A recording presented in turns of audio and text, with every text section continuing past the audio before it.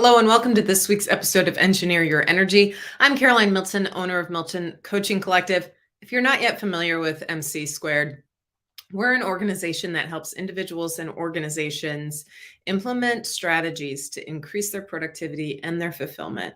We're all about creating cultures of high performance without sacrifice to well-being.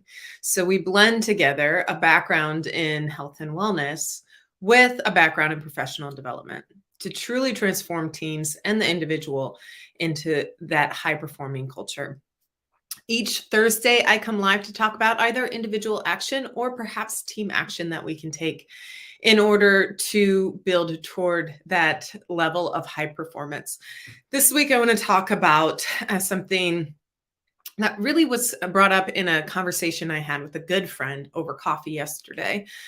We meet regularly to talk about our respective businesses. He is also a small business owner, but works in a completely different field, and admitted to me yesterday that he was really struggling with finding joy and fulfillment in his work. And we talked about the importance of the 20% rule. The 20% rule is all about how you allocate your time, and specifically about allocating 20% or more of your time toward the work that you find to be most meaningful. I love to talk about this rule because I've existed in work environments in which I was always chasing fires. I was always pulled away from one emergency for another. I never knew what I was walking into each day at work because there was no flow to my day. I never had time for deep work or the ability to make progress on my personal goals because I was always tending to the biggest emergency within my workplace. That is what really led me into that deep state of burnout, was the inability to spend time focusing on the impact of my work. But you see, studies have showed that burnout rates nearly double in individuals who don't get to spend 20% of their time on work that's meaningful to them. A lot of us don't even know at this point in our careers what it means to have meaningful work. We might scratch our head and ask, well, I know I got into this career or this field for a reason, but I've kind of lost sight of that. Meaning is a personal experience. It's a subjective experience you have that your work matters. It helps facilitate your personal growth. It's significant and worthwhile. A lot of people find meaning in their work, and yet some other people don't necessarily find meaning in their work, but their work and their paycheck facilitates what they're able to find meaning in, what they're able to find impact in. You see, meaning is what's personal to us, and impact is the effect of our meaningful work on the world around us, whether that's our families, our direct community, or even the broader world, excuse me.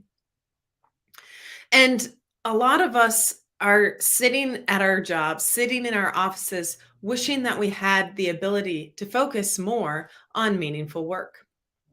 So I want to talk about how leaders can facilitate an environment that allows employees to focus on meaningful work. And part of that is in leading to support and the behaviors that allow your employees to thrive.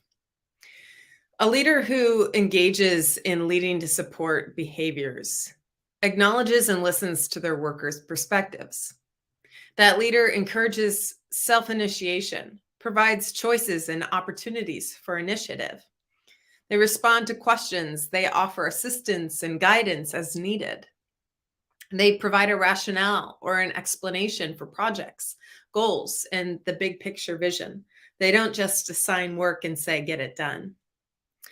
They don't use punitive or corrective action intended to restore behavior back to its desired outcome. Instead, they're really fostering growth within their employees. They also clarify confusion and missing information related to roles and tasks. That leader who is more prone to lead to support is the type of leader that says, let me get back to you on that, rather than rambling on when they don't actually know the answer. So I ask you, the leader watching this video, are you leading to support? And do your employees have that opportunity to engage in their meaningful work? Sometimes that requires us to make micro changes in our daily cadence of work and how we fill our days. Some of the things that you can do in order to get closer to that 20% mark. So that's that's, 20% of your work week would be as much as 8 hours of your work week that are dedicated to your most meaningful tasks. How can you do it? Block off chunks of time on your calendar and adhere yourself to those chunks of time. I remember a coworker at one of my former places of employment used to do this, and I was just astounded that he had the audacity to put that time on his calendar. I was actually jealous that he had the capacity to do that because I didn't feel like I deserved to block off time on my calendar to focus and get things done.